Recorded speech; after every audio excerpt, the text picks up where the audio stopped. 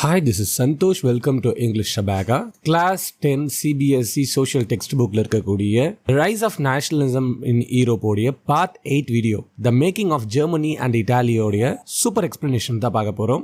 இதுக்கு முன்னாடி இந்த சாப்டர் உடைய எக்ஸ்பிளனேஷன்ஸ்லாம் நம்ம அபாகா அகாடமியில் அப்லோட் பண்ணியிருக்கேன். நீங்கள் இன்னும் அந்த வீடியோலாம் பார்க்கலன்னா அதை பார்த்துட்டு வாங்க. ரொம்பவே சூப்பராக உங்களுக்கு இந்த லெசன்ஸ் புரியும். உங்களுக்கு ஏதாவது சஜஷன்ஸ் இருந்தாலும் கமெண்ட்டில் சொல்லுங்கள். கண்டிப்பாக நான் ரிப்ளை பண்ணுறேன். அப்படியே சப்ஸ்கிரைப் பண்ணிட்டீங்கன்னா எனக்கு கொஞ்சம் மோட்டிவேஷனாக இருக்கும் இந்த மாதிரி வீடியோ பண்றதுக்கு. நம்ம சேனலை பார்க்கக்கூடிய 90% ஆஃப் பீப்புள் சப்ஸ்கிரைப் பண்ணாம பார்த்துட்டு இருக்கீங்கன்னு சொல்லிட்டு தான் எனக்கு டேட்டா சொல்லுது. சப்ஸ்கிரைப் பண்ணிட்டு பார்த்தீங்கன்னா எனக்கு கொஞ்சம் மோட்டிவேஷனா இருக்கும். Germany can the army be the architect of a nation.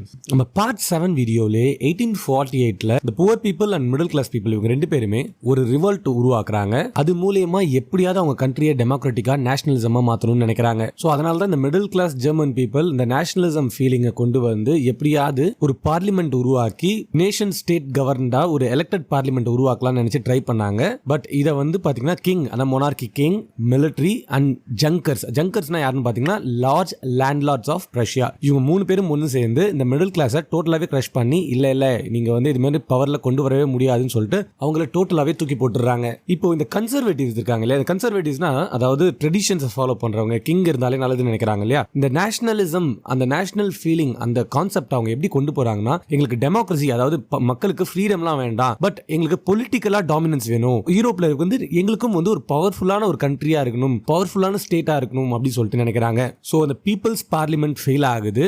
ஜெர்மனுடைய strongest ஸ்டேட்டான Prussia வந்து பவருக்கு வருது. அப்போ பிரஷ்யாவுடைய லீடரா இருக்கக்கூடிய அதாவது சீஃப் மினிஸ்டர் ஆஃப் பிரஷ்யா யாருன்னு வந்து பாத்தீங்கன்னா ஓட்டோ வான் பிஸ்மார்க். இவர் வந்து பாத்தீங்கன்னா டெமோக்ரஸியை யூஸ் பண்ணவே இல்லை. பிரஷ்யன் ஆர்மி அண்ட் பியூரோக்ரசி அதாவது சிவில் சர்வெண்ட் ஆஃபீஷியல்ஸ். இந்த பிஸ்மார்க்கோடைய கான்செப்ட் என்னன்னா, அவர் வந்து மிலிட்டரி ரொம்ப ஸ்ட்ராங்கா இருக்கு, பொலிட்டிக்கலும் ரொம்ப பவரா இருக்காரு, அது மட்டும் இல்லாம ரொம்ப வெல் ஆர்கனைஸ்டா இருக்காரு. இவர் டெமோக்ரஸி எல்லாம் பிலீவ் பண்ணவே இல்லை. இவர் பிலீவ் பண்றது என்னன்னு பாத்தீங்கன்னா பிளட் அண்ட் அயன், அதாவது வார் பிளஸ் மிலிட்டரி பவர். ரொம்ப அக்யூரேட்டான ரொம்ப பவர்ஃபுல்லான ஒரு ஆர்மி வச்சிருக்காரு. இந்த யூனிஃபிகேஷன் வந்து நம்ம சில ஸ்ட்ராட்டஜிஸ் மூலியமா தான் கொண்டு வரணும். இந்த ரெவல்யூஷன் எல்லாம் கொண்டு வந்து மக்களுக்கு ஃப்ரீடம் தரேன், ரொம்ப ஸ்பீச்சஸ் எல்லாம் பேசிட்டுலாம் இருக்கணும்னு நினைக்கல. ஸோ இவர் வேற ஒரு மெத்தடை யூஸ் பண்றாரு, அதான் பிளட் அண்ட் அயன் மெத்தட். எங்களுக்கு ஃப்ரீடம் கொடுங்க, எங்களோட கண்ட்ரியை வந்து யுனைட் பண்ணுங்க அப்படின்ற மாதிரிலாம் வாயில மட்டும் பேசல, அவரு சண்டையும் போட்டாரு. கிட்டத்தட்ட 7 வருஷத்துல 3 வார்ல பங்கேற்றுட்டாரு.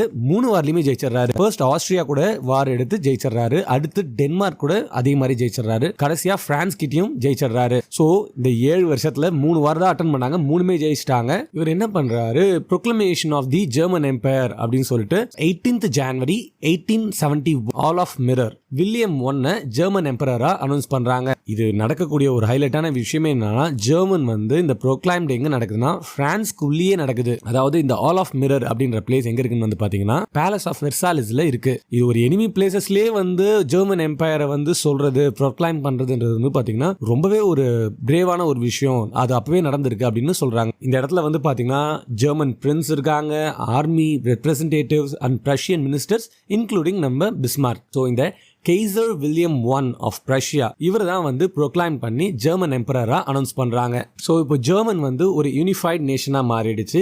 Army, war and strong monarchy. இவங்க வந்து இந்த டெமோக்ரஸி, பார்லிமெண்ட், பீப்புள்ஸ் மூவ்மெண்ட் அப்படின்னு சொல்லிட்டுலாம் எதுவுமே வந்து நினைக்கல.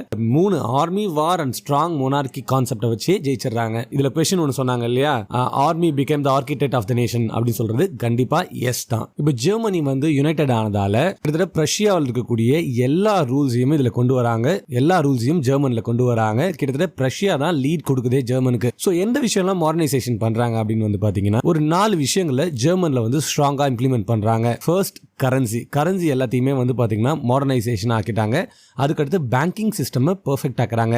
அதுக்கடுத்து இது எல்லாமே வந்து ஒரு லீகலா ஒர்க் ஆகணும் அப்படின்றத தேர்டா வந்து அவங்க வந்து இன்ட்ரடியூஸ் பண்றாங்க. கடைசி வந்து பாத்தீங்கன்னா ஜுடிஷியல் சிஸ்டம். இந்த 4 விஷயத்தையும் வந்து கொண்டு வராங்க. இதுல கேட்கக்கூடிய क्वेश्चन என்னன்னா, who was the architect of German unification, how was it achieved? இதோட ஆன்சர் என்னன்னா, German unified was led by Otto von Bismarck, the chief minister of Prussia. It was achieved through the strength of Prussian army and through wars with Denmark, Austria and France. கண்டிப்பா உங்களுக்கு இந்த video கிளியரா புரிஞ்சிருக்கும்னு நினைக்கிறேன். Thanks for watching this video. Have a nice day.